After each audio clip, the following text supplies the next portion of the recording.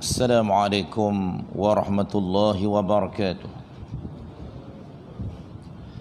A'udzu billahi samil alim minasyaitonir rajim. Bismillahirrahmanirrahim.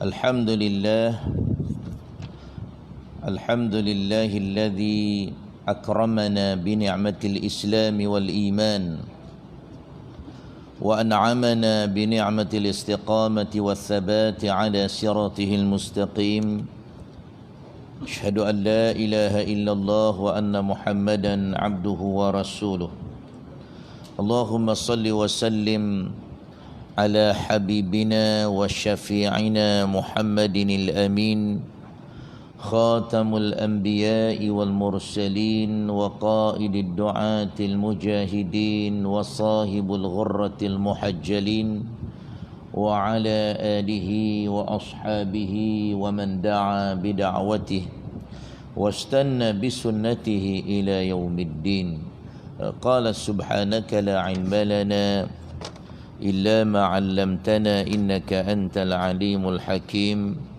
اللهم فقهنا في الدين اللهم فقهنا في الدين وعلمنا التأويل واهدنا إلى صراطك المستقيم أما بعد. Yang saya muliakan Tuan Pengurusi Masjid, Tuan Imam, Tuan Bilal, seluruh ahli jawatan masjid yang ada, Tuan-tuan haji, puan-puan hajah, tuan-tuan dan puan-puan serta anak-anak yang dirahmati Allah sekalian. Alhamdulillah, pertama-tamanya dan selama-lamanya marilah kita bersama-sama merakamkan setinggi-tinggi kesyukuran kepada Allah Subhanahu wa taala kerana kita masih lagi diberikan peluang yang amat berharga oleh Allah Subhanahu wa taala untuk terus mengecapi dan menikmati nikmat penghidupan di atas muka bumi Allah taala, di atas muka bumi Allah taala ini. Lebih-lebih lagi kita diberikan peluang oleh Allah Subhanahu wa taala untuk mengecapi penghidupan di dalam bulan yang Allah taala muliakan, bulan Rajab. Malam ni kita dah berada malam yang ketiga Rajab.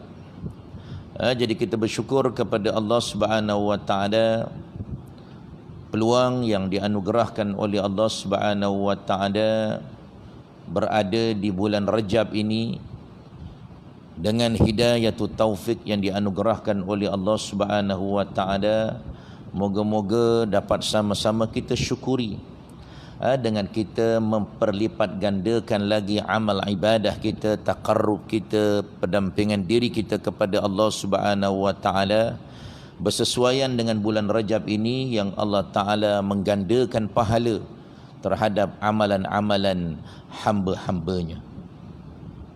Dan alhamdulillah pada malam ini Allah Ta'ala pilih kita untuk terus tergolong daripada golongan yang mengimarahkan rumah Allah Subhanahu wa taala. Dan sebentar tadi kita dapat menunaikan solat fardu maghrib secara berjamaah.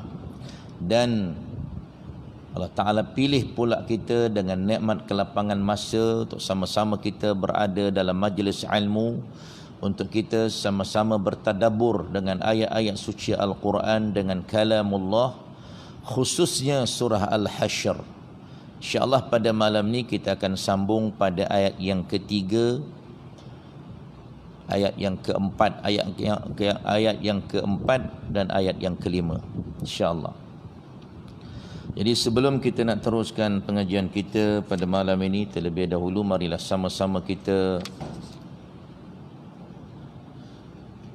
mulakan majlis kita dengan berselawat ke atas Nabi SAW sebanyak 10 kali, dan seterusnya kita akan sama-sama membaca surah Al-Fatihah. Moga-moga pengajian kita dipermudahkan oleh Allah dan kita senantiasa diberikan rahmat dan kasih sayang Allah untuk senantiasa beristiqamah, berada di atas jalan yang lurus. Dan kemudian kita akan baca ayat daripada surah Al-Hasyr, daripada ayat yang ketiga hingga ayat yang kelima, insya-Allah. Allahumma salli ala Sayyidina Muhammad wa ala ali Sayyidina Muhammad. Allahumma salli ala Sayyidina Muhammad wa ala ali Sayyidina Muhammad. Allahumma salli ala Sayyidina Muhammad wa ala ali Sayyidina Muhammad. Allahumma salli ala Sayyidina Muhammad wa ala ali Sayyidina Muhammad. Allahumma salli ala Sayyidina Muhammad wa ala ali Sayyidina Muhammad. Allahumma salli ala Sayyidina Muhammad wa ala ali Sayyidina Muhammad. Allahumma salli ala Sayyidina Muhammad wa ala ali Sayyidina Muhammad. Allahumma salli ala Sayyidina Muhammad wa ala ali Sayyidina Muhammad. Allahumma salli ala Sayyidina Muhammad wa ala ali Sayyidina Muhammad. Allahumma salli ala Sayyidina Muhammad wa ala ali Sayyidina Muhammad. A'udzu billahi minasy syaithanir rajim. Bismillahirrahmanirrahim. Alhamdulillahi rabbil alamin. Ar-Rahmanir Rahim. Malik Yawmiddin. Iyyaka na'budu wa iyyaka nasta'in. Ihdinas siratal mustaqim. Siratal ladzina an'amta 'alaihim ghairil maghdubi 'alaihim waladdallin.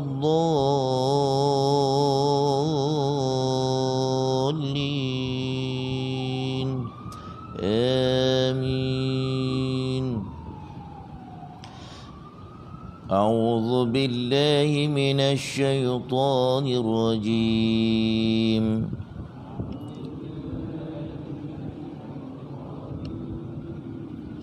ولولا أن كتب الله عليهم الجلاء لعذبهم في الدنيا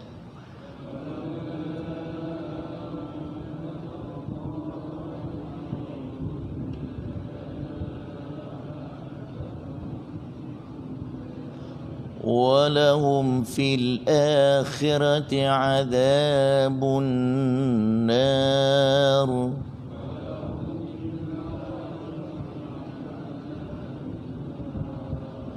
ذلك بأنهم شاقوا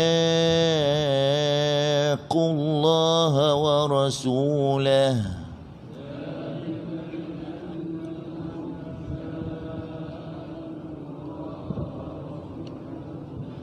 ومن يشاق الله فإن الله شديد العقاب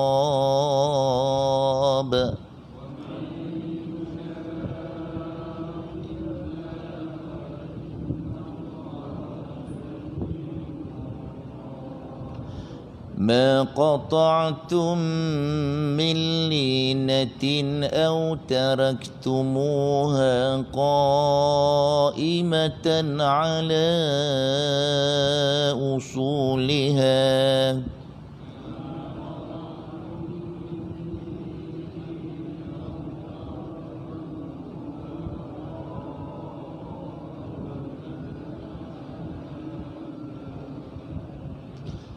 أو تركتموها قائمة على أصولها فبإذن الله وليخزي الفاسقين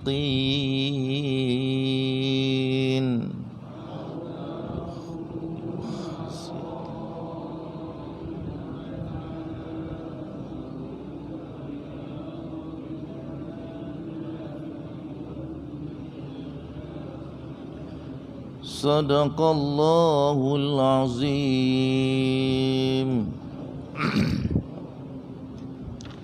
Sadaqallahul azim. Alhamdulillah. Barakallahu lana wa lakum jami'a. Moga-moga kita semua dirahmati, diberkati oleh Allah Subhanahu wa taala dengan pembacaan selawat-selawat kita dan surah Al-Fatihah serta ayat-ayat daripada surah Al-Hasyr sebentar saja insya-Allah.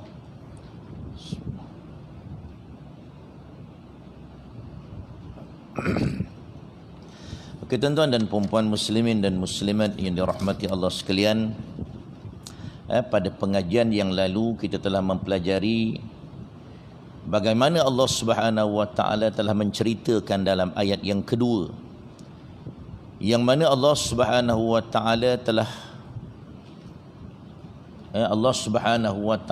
mengeluarkan orang-orang Yahudi Bani Nadir daripada perkampungannya dengan cara yang terhina. Allah Taala sendiri yang mengeluarkan mereka. Kita telah mempelajari bagaimana kaum Bani Nadir ini sangat-sangat berbangga, sangat sombong, mendabik dada dengan kehebatan, kekuatan material yang ada, kekuatan benteng pertahanan di kampung mereka, dengan kelengkapan perang yang banyak, yang lengkap, dengan bekalan makanan yang cukup. Tetapi Allah Subhanahu wa taala dengan kekuasaan dan kebijaksanaan Allah Subhanahu wa taala, Allah taala telah mencampakkan ke dalam hati-hati mereka akan rasa ketakutan. Rasa ketakutan hingga kan mereka tak sanggup lagi untuk menentang tentera Nabi sallallahu alaihi wasallam, pasukan perang yang dibawa oleh Nabi sallallahu alaihi wasallam. Walaupun mereka merasa hebat, tetapi mereka hanya dikepung selama 6 hari sahaja. 6 hari saja mereka dikepung. Dan mereka lebih-lebih lagi bantuan yang mereka harapkan daripada kaum munafik yang dijanjikan oleh Abdullah bin Ubay, menjanjikan akan menghantar 2,000 tentera untuk menolong mereka menyerang hendap tentera Islam daripada belakang, tidak dihantar. Akhirnya mereka surrender, angkat bendera putih, mengaku kalah. Ini semua adalah merupakan hasil daripada perancangan Allah Subhanahu wa taala. Dan Allah taala tutupi ayat yang kedua itu, Allah taala kata fa'tabiru ya ulil absar. Allah Subhanahu wa taala telah tutupi ayatnya dengan Allah taala kata, hendaklah kamu, terutama mereka-mereka orang-orang kafir, orang Yahudi itu, mengambil i'tibar. Allah Ta'ala gunakan perkataan ulil absar. Ulil absar ni tuan-tuan dan puan-puan sekalian, maknanya Kita melihat sesuatu perkara dengan pandangan mata hati. Bukan melihat dengan pandangan mata kasar. Sebab Allah Ta'ala gunakan ulil absar bagi orang-orang yang melihat menggunakan mata hati. Fikir betul-betul. Apa yang berlaku itu adalah disebabkan kekuasaan dan kebijaksanaan Allah Subhanahu wa taala yang mengaturkan sehingga mereka sendiri, kita telah mempelajari hari itu pada minggu lepas, mereka sendiri yang meruntuhkan rumah mereka. Kerana apa? Kerana mereka tak nak orang Islam nanti dapat rumah mereka dapat jadi harta ghanimah, harta rampasan perang. Kerana dengkinya mereka terhadap orang-orang Islam, tak nak orang Islam dapat harta mereka, mereka tak mampu nak bawa, cuma ada yang bawa juga, cabut pintu, bawa pintu. Masa Nabi bagi boleh bawa, tapi setakat seekor unta je. Kalau boleh bawa banyak mana bawa lah, seekor unta je. Ada yang bawa daun pintu. Daun pintu dia bawa. Agak daun pintu dia mahal agaknya, harga berjuta. Wallahu alam lah. Dia bawa daun pintu, bawa naik unta dia. Itu dia tuan-tuan. Jadi Allah Ta'ala menghinakan mereka kerana mereka terpaksa keluar daripada kampung halaman mereka, yang sudah hidup di situ beratus tahun dah duduk dekat kampung tu, dengan benteng yang kuat, dengan benteng yang kukuh. Tapi mereka sendiri yang meruntuhkan benteng mereka itu daripada dalam, dan orang Islam meruntuhkan daripada luar. Ini adalah merupakan perancangan daripada Allah Subhanahu wa taala.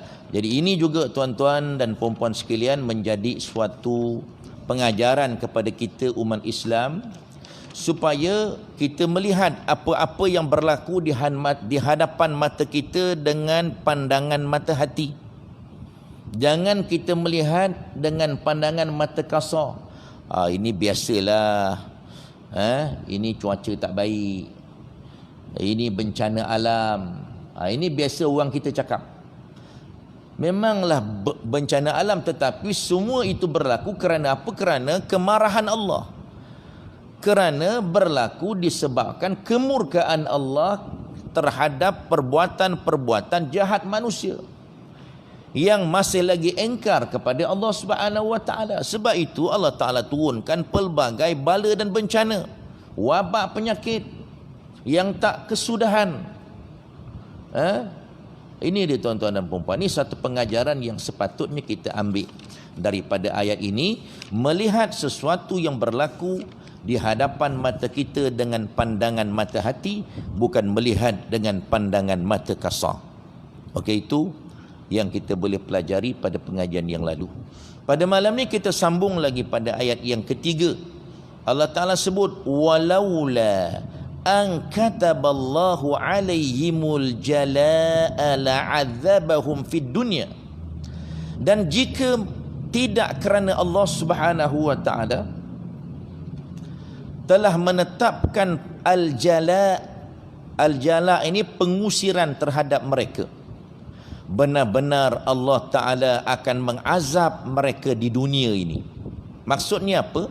Kalau saja Allah Ta'ala tidak tetapkan azab pengusiran daripada rumah, dan iaitu meninggalkan harta mereka, maka Allah Ta'ala akan menimpakan siksaan yang lain, iaitu hukuman mati, penawanan atau seumpamanya.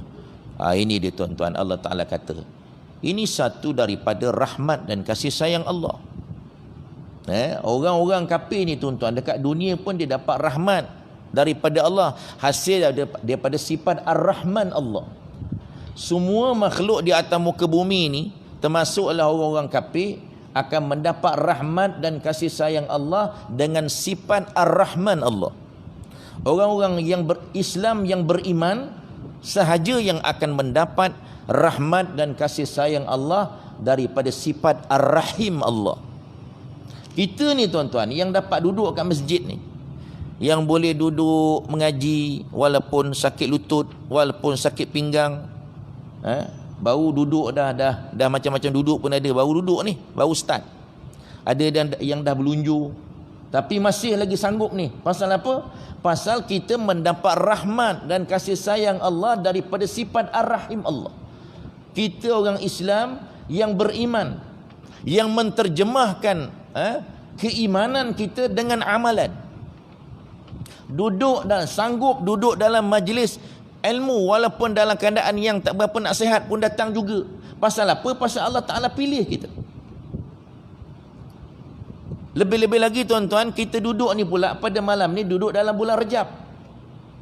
Duduk mengaji semayang kita ni tadi, semayang fardu kita, semayang sunat kita, duduk pengajian ilmu kita di dalam bulan Rejab ini tak sama dengan amalan-amalan yang kebaikan yang kita kerjakan pada bulan yang sebelum ini. Jamadil awal, Jamadil akhir, tak sama. Pasal pahala yang Allah Ta'ala nak bagi pada bulan ini dilipat kali gandakan. Cuma saya nak ingatkan, kalau kita jumpa dalam WhatsApp macam-macam kelebihan-kelebihan bulan Rajab itu semuanya adalah hadis palsu, hadis maudhu'. Paling tidak pun dia dhaif jiddan. Termasuklah doa Allahumma barik lana fi Rajab wa Sya'ban wa balighna Ramadan, itu pun doa daripada hadis maudhu' jiddan dipanggil. Terlampau lemah. Dhaif jiddan, terlampau lemah, bukan maudhu'. Dia terlampau lemah. Cuba kalau cuma kita nak beramal, janganlah buat dibaca secara beramai-ramai, berjamaah. Kita buat sendiri-sendiri tak apa. Kita sesuatu amalan, tuan-tuan, sesuatu amalan yang Nabi tak buat, jangan kita khususkan. Kita khususkan, maknanya bulan Rejab ni lah kita kena baca doa ni. Sedangkan doa ni tak ada daripada Nabi. Kita ni berada di bulan Rejab, bulan yang mulia ini tuan-tuan. Kita kena sucikan bulan ini daripada segala perkara-perkara yang tak pernah dilakukan oleh Nabi SAW. Sucikan bulan yang mulia ini. Kita buat yang Nabi buat saja. Kita jangan khususkan. Contoh, nak ada semayang yang kita jumpa dalam WhatsApp, semayang sunat raghaib dipanggil, 20 rakaat. Pahalanya begian. Saya pun tak ingat lah yang ditulis kat dalam WhatsApp tu. Itu semua tak ada. Lebih-lebih lagi kita buat pula, kita kata Nabi buat. Tak boleh tuan-tuan. Nanti kita akan terjebak dalam ancaman daripada Nabi SAW yang Nabi tegaskan dalam hadis dia, man kadzaba alayya muta'ammidan falyatabawwa maq'adahu minan nar. Siapa yang sengaja membohongi aku, kata Nabi. Aku tak kata, dia kata aku kata. Aku tak cakap, dia kata aku cakap. Aku tak buat, dia kata aku buat, kata Nabi. Maka orang ini akan akan ditempah baginya satu seat, satu kursi, satu tempat duduk di dalam api neraka Allah Subhanahu wa ta'ala. Nak beramal boleh beramal, tak ada masalah. Cuma kita jangan kata ini daripada Nabi. Dan jangan kita khususkan bulan ni je kita nak istighfar 100 kali ataupun 1000 kali. Kita nak buat. Pasal kita nak memperlipat gandakan amalan kita, kerana bulan ini bulan yang Allah Ta'ala lipat gandakan pahala. Dan niat kita tuan-tuan dan perempuan, bila kita buat, letakkan satu tekad, satu azam dalam diri kita, aku buat ni, moga-moga aku dapat teruskan dalam bulan Sya'ban dan bulan Ramadan nanti, bulan yang paling dimuliakan oleh Allah Subhanahu wa ta'ala. Kita minta Allah Ta'ala istiqamahkan amalan kita ini. Jangan kita buat dalam bulan ni je. Samalah dengan bulan Ramadan kan. Baca Quran bulan Ramadan je baca, lepas tu dah simpan. Jangan. Kita dah mengkhususkan bulan Ramadan je bulan baca Quran, bulan tadarus, bulan nak semayang banyak-banyak, lepas tu dah tak ada Ramadan, dah tak ada lagi semayang. Jangan tuan-tuan. Kerana bulan ni bulan yang Allah Ta'ala muliakan, maka kita mempertingkatkan amalan kita, memperlipat gandakan amalan kita dengan keikhlasan. Tujuan kita supaya kita dapat teruskan pada bulan-bulan yang bulan Sya'ban, lebih-lebih lagi pada bulan yang Allah Ta'ala perlipat gandakan sampai tak boleh nak kira pahala yang Allah Ta'ala anugerahkan kepada kita umat Nabi Muhammad sallallahu alaihi wasallam. Ini perkara yang kita kena ambil perhatian. Banyak hadis-hadis palsu yang disebarkan dalam bulan Rajab ni. Kita buat je tuan-tuan, nak buat amalan buat je, buat je. Kita kena, kalau belum mula lagi, kita mulakan pada bulan ini. Nak cari bulan mana lagi? Ini rahmat dan kasih sayang Allah pada umat Nabi Muhammad. Ada hari-hari yang Allah Ta'ala muliakan. Contoh hari Jumaat. Hari Jumaat pahalanya berlipat kali ganda. Lebih-lebih lagi hari Jumaat di bulan Rajab. Tuan-tuan. Dan Allah Ta'ala pula bagi pula suntikan motivasi, ada bulan-bulan yang Allah Ta'ala muliakan.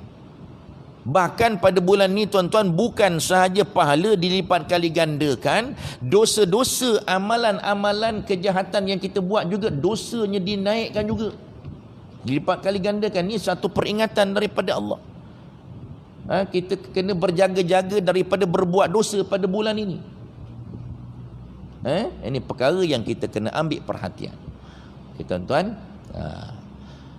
Jadi dalam ayat ini Allah Subhanahu wa taala telah menyebut khususnya kepada orang kafir Yahudi ni, Bani Nadhir ni, kalaulah Allah Subhanahu wa taala tidak menetapkan ke atas mereka pengusiran daripada kampung mereka, kampung halaman mereka, nascaya mereka akan diazab oleh Allah Ta'ala di dunia lagi. Allah Ta'ala akan bagi mereka ini diserang oleh orang Islam, kena penggal kepala semua, mati.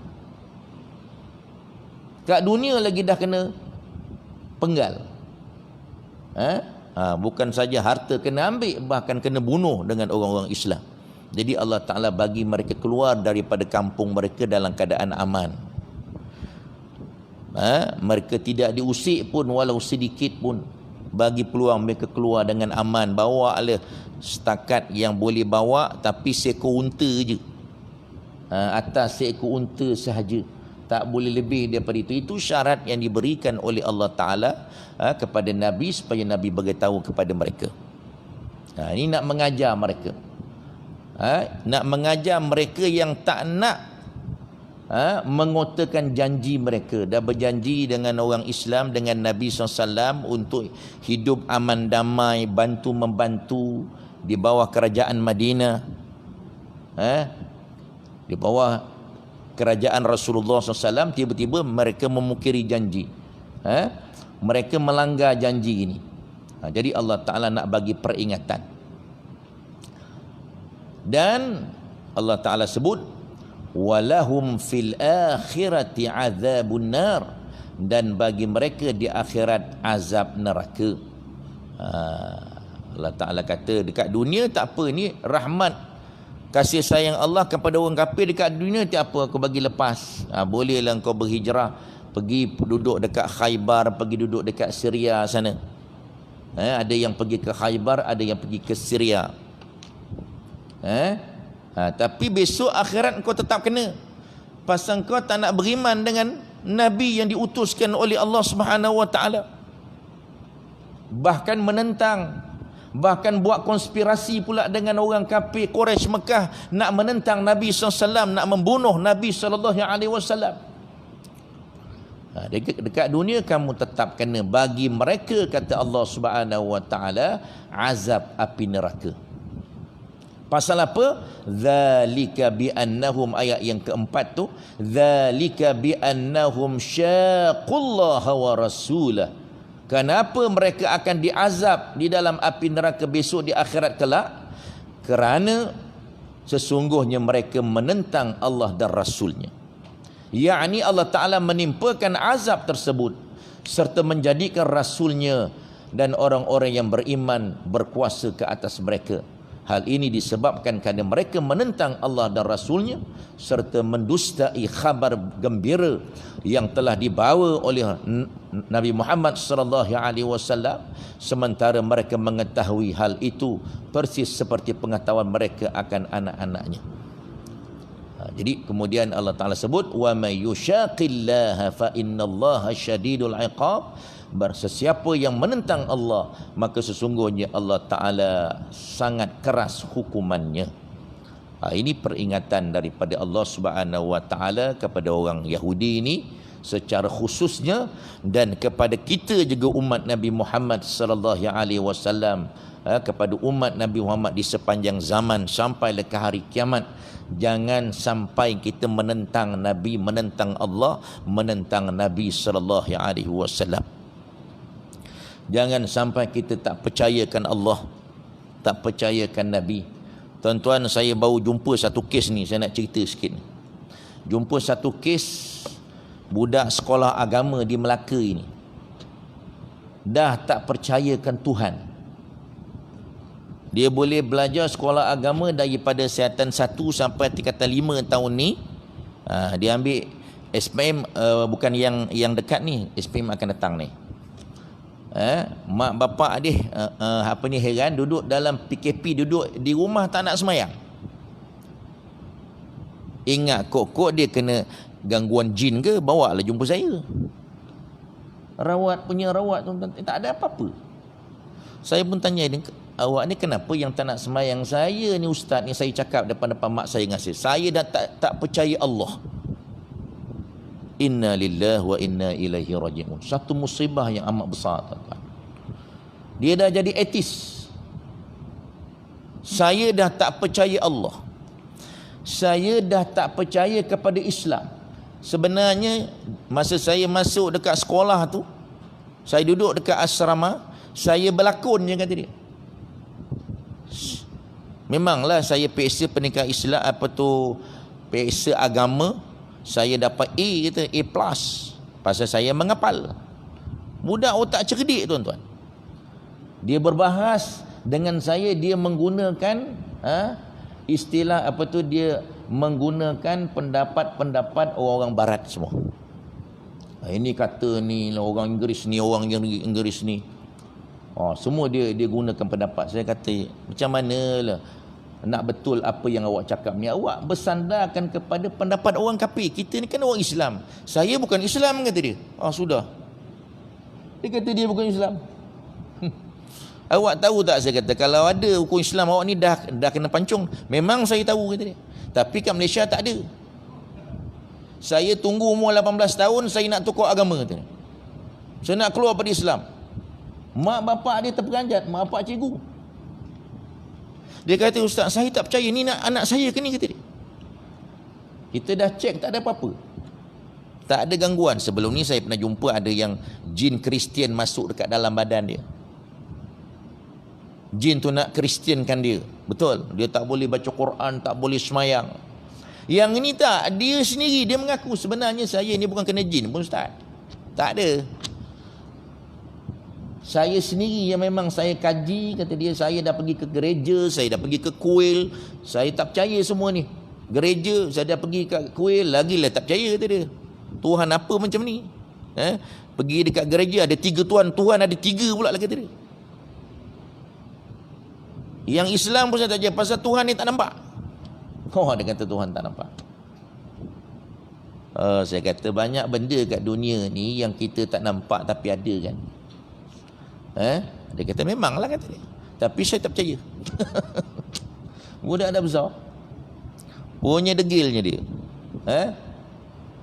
Tak payahlah nak guna ayat Quran ke hadis, dia tak percaya langsung Quran. Quran tak percaya, hadis lagi tak percaya.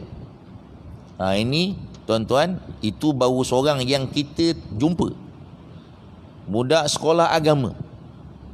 Sebenarnya di Malaysia ni ramai yang jadi ateis, budak-budak kita ramai yang dah tak percaya ke Tuhan sebenarnya. Ini salah satu kes yang kita jumpa lah, yang dijumpai. Kalau ikut kepada kaunselor-kaunselor yang cerita, pakar-pakar motivasi, dia cerita ramai yang jumpa, dia kata ramai bila dia buat soal selidik, dia cerita. Ramai yang cerita, saya dah tak percaya ke Tuhan, saya dah tak percaya kepada Islam. Di seluruh Malaysia ni ramai sebenarnya. Di Melaka ni salah seorang. Itu yang kita tahu. Saya tak tanya pula ada ke kawan-kawan dia sama-sama dengan dia, ada ke yang sekolah sama. Lupa pula nak tanya. Jadi ini satu musibah, tuan-tuan, yang berlaku kepada umat Islam. Dalam keadaan COVID-19, Allah Ta'ala uji kita dengan bala dan bencana ni, ada umat Islam yang nak keluar daripada Islam, yang tak percaya kepada Tuhan, tak percaya kepada Allah, tak percaya kepada Islam, sedangkan dia memang lahir Islam. Saya kata, awak kan lahir Islam, mak bapak awak Islam, Allah Ta'ala pilih, awak bukan kafir. Dia kata, mana boleh paksa-paksa? Itu orang kafir yang tak boleh paksa. Kita ni memang dah Islam. Nak tak nak, kita kena ikut Islam. Suka tak suka, kita kena dengar cakap Allah. Kata Allah Ta'ala sediakan neraka untuk kita dihukum Allah. Dia kata, saya tak percaya neraka. Tak percaya syurga neraka. Allahu Akbar. Inna lillahi wa inna ilaihi raji'un. Ini perkara yang kita kena ambil perhatian, tuan-tuan. Mak bapak dia terlepas pandang pasal masa dia duduk di asrama. Lepas tu dia ni, pasal dia ada sakit semput sebenarnya, dia pun berulang-alik mak dia hantar, ulang-alik bagi motor. Masa tu lah terlepas pandang dia pergi kelas tuition tu. Terlepas pandang masa tu lah dia berkawan dengan orang Cina, orang bukan Islam. Dia pula main ni bola tampar, jadi wakil sekolah. Jadi selalu pergi camp, duduk camp untuk yang bola tampar ni ramai orang Cina, tuan-tuan. Jadi itu yang jadi dia terpengaruh sebenarnya. Jadi ini perkara yang saya nak peringatkan diri saya sendiri dan tuan-tuan dan puan-puan sekalian, supaya kita ambil perhatian terhadap anak-anak kita. Ambil perhatian sangat-sangat. Siapa kawan-kawan dia, jangan kita lepaskan, jangan percaya 100% dengan anak-anak ni. Di zaman sekarang ni, kita kena ada juga, kita selidik, kita cek, ada spy kita. Selain kita selalu berdoa kepada Allah Subhanahu Wa Taala supaya kita diberikan kekuatan oleh Allah, pemeliharaan oleh Allah Subhanahu Wa Taala dan ahli keluarga kita, supaya ahli keluarga kita dijauhkan daripada perkara-perkara yang boleh merosakkan akidah. Okey. Kemudian seterusnya,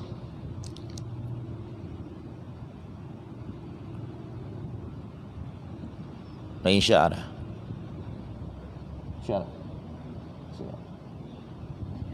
Azan 2 minit lagi. Okey, seterusnya,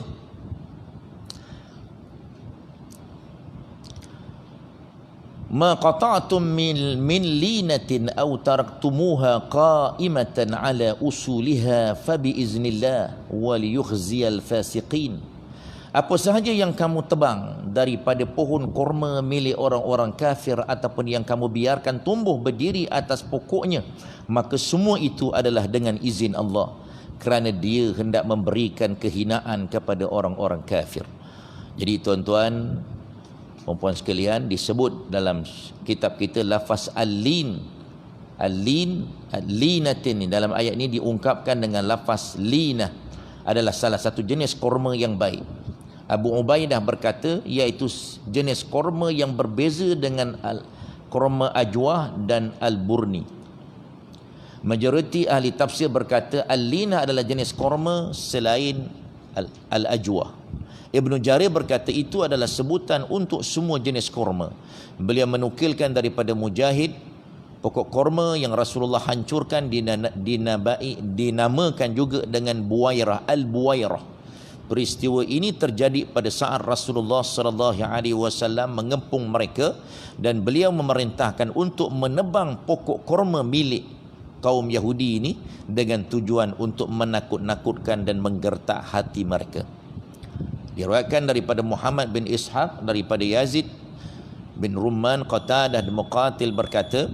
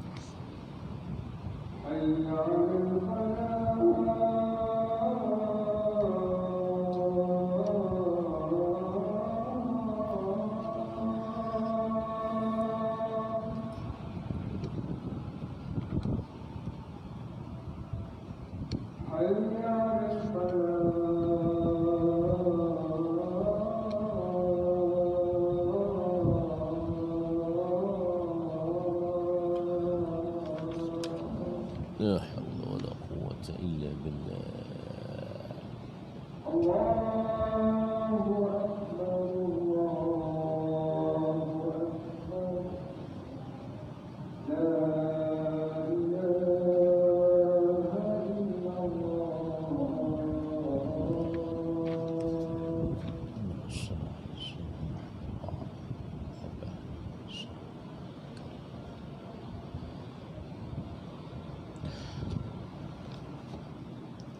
Okey, tuan-tuan dan puan-puan sekalian, kita sambung sikit lagi. Kita cuba habiskan ayat ni. Jadi tuan-tuan dan puan-puan sekalian, sebenarnya ayat ini ada sebab diturunkan. Sebab diturunkan kerana Bani Nadir telah mengutus seseorang kepada Nabi SAW masa ketika Rasulullah kepung tu. Kemudian Rasulullah arahkan dia punya sahabat-sahabat dia supaya tebang pokok, bakar pokok-pokok ni, tebang. Ada yang dibiarkan, ada yang ditebang dan ada yang dibakar. Kemudian Bani Nadir pun utuslah seseorang jumpa dengan Rasulullah SAW seraya berkata, sesungguhnya kamu melarang perbuatan merosakkan tumbuh-tumbuhan. Memang Islam telah melarang kita daripada merosakkan tumbuh-tumbuhan. Kita kalau tak pasal-pasal tuan-tuan saja-saja lalu je dekat pokok, kita pergi patah kan, berdosa hukum dia. Kecuali kita nak trim pokok tu, nak bagi cantik tu, tak apa, ni saja-saja lalu patahkan pokok, tak ada kerja. Itu kita akan dikira dosa tu sebenarnya. Jadi orang Yahudi ni tahu, dikatakan kamu dah larang kita umat manusia daripada merosakkan tumbuh-tumbuhan. Lalu mengapa kamu mengarahkan ataupun memerintahkan sahabat-sahabat kamu ataupun tentera-tentera kamu untuk menebang pokok-pokok ni? Maka Allah Ta'ala pun turunkan ayat ini. Ayat ini pun diturunkan oleh Allah Subhanahu Wa Ta'ala bahawa semua pepohon yang dipotong dan yang dibiarkan tetap hidup adalah dengan izin Allah dan kehendak dan ketetapan dan keredaannya. Dan hikmah daripada di sebalik daripada itu adalah salah satu trik untuk mengalahkan musuh, nak menakut-nakutkan. Bila dia bakar, nak menakut-nakutkan musuh lah. Dan satu penghinaan daripada Allah Subhanahu Wa Ta'ala kepada orang-orang Yahudi Bani Nadir, dan untuk menundukkan mereka. Mujahid berkata, kata dia, sebahagian kaum muhajirin saling melarang untuk menebang pokok korma seraya berkata. Jadi ada juga di kalangan tentera Islam, di kalangan muhajirin, larang juga melarang sesama mereka daripada menebang pokok-pokok ni. Dia kata apa? Mereka kata pepohon itu adalah ghanimah, harta rampasan perang kaum muslimin, yakni hak mereka. Maka Allah Ta'ala pun turunkan ayat yang membenarkan orang yang melarangnya serta menjelaskan dosa yang akan ditimpakan kepada orang yang melakukan. Apa yang dilakukan oleh Rasulullah SAW dengan menebang sebahagian dan membiarkan sebahagian yang lain adalah berdasarkan perintah Allah Subhanahu Wa Ta'ala. Itu dia tuan-tuan. Jadi ini adalah merupakan perintah Allah Subhanahu Wa Ta'ala kepada Nabi supaya tebang. Bukan Nabi saja-saja tebang. Memang hukum asal tak boleh tebang. Kenapa Nabi tebang? Kerana arahan daripada Allah nak menakut-nakutkan orang kafir Bani Nadir pada ketika itu. Nak menakut-nakut. Ada yang dibiarkan, ada yang ditebang, ada yang dibakar. Yang dibiarkan itulah yang akan menjadi harta kepada orang Islam tu nanti.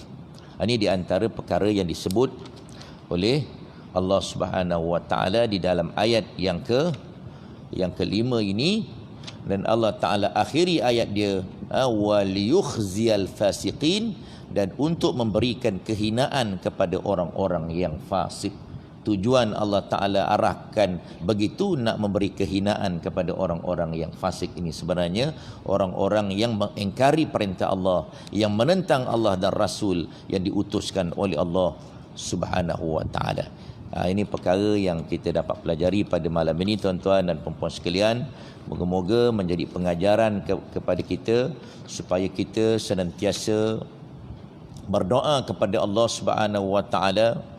Lebih-lebih lagi dalam bulan Rajab ini memperbanyakkan doa kepada Allah agar Allah Subhanahu wa Ta'ala memberi nikmat istiqamah kepada kita untuk terus berjuang mempertahankan agama Allah, untuk terus beramal dengan sunnah Rasulullah sallallahu alaihi wasallam dan memperlipat gandakan amalan kita kepada Allah Subhanahu wa Ta'ala untuk kita mendapat rahmat dan kasih sayang daripada sisi Allah Subhanahu wa Ta'ala, insya-Allah. Jadi saya kata itu saja yang dapat kita perkatakan pada malam ini. Moga-moga kita semua dirahmati, diberkati oleh Allah. Kita tangguh majlis kita dengan baca surah Wal Asri dan tasbih kafarah. Bismillahirrahmanirrahim. Wal asri innal insana lafi khusr illa alladhina amanu wa 'amilus solihat wa tawassaw bil haqq wa tawassaw bis sabr. Subhanakallahumma wa bihamdika asyhadu an la ilaha illa anta astaghfiruka wa atubu ilaik. A'udzubillahi minasyaitonir rajim. Bismillahirrahmanirrahim. Alhamdulillahi rabbil alamin. Wassalatu wassalamu ala rasulihil amin wa ala alihi wa sahbihi ajma'in. Ya Rabbana lakal hamdu kama yanbaghi li jalali wajhika wa 'azimi sultanik. Allahumma anfa'na bima 'allamtana وعلمنا ما ينفعنا وزدنا من علمك يا رب العالمين. اللهم ارزقنا فهم النبيين وحفظ المرسلين وإلهام الملائكة المقربين في العافية يا أرحم الراحمين. اللهم أخرجنا من ظلمات الوهم وأكرمنا بنور الفهم وافتح علينا بمعرفة العلم وحسن أخلاقنا بالحلم واجعلنا ممن يستمعون القول فيتبعون أحسنه. اللهم أنت ربنا فارزقنا الاستقامة. اللهم أنت ربنا فارزقنا الاستقامة. اللهم أنت ربنا فارزقنا الاستقامة يا أرحم الراحمين. صلى الله على سيدنا محمد والحمد لله رب العالمين. تفضلوا.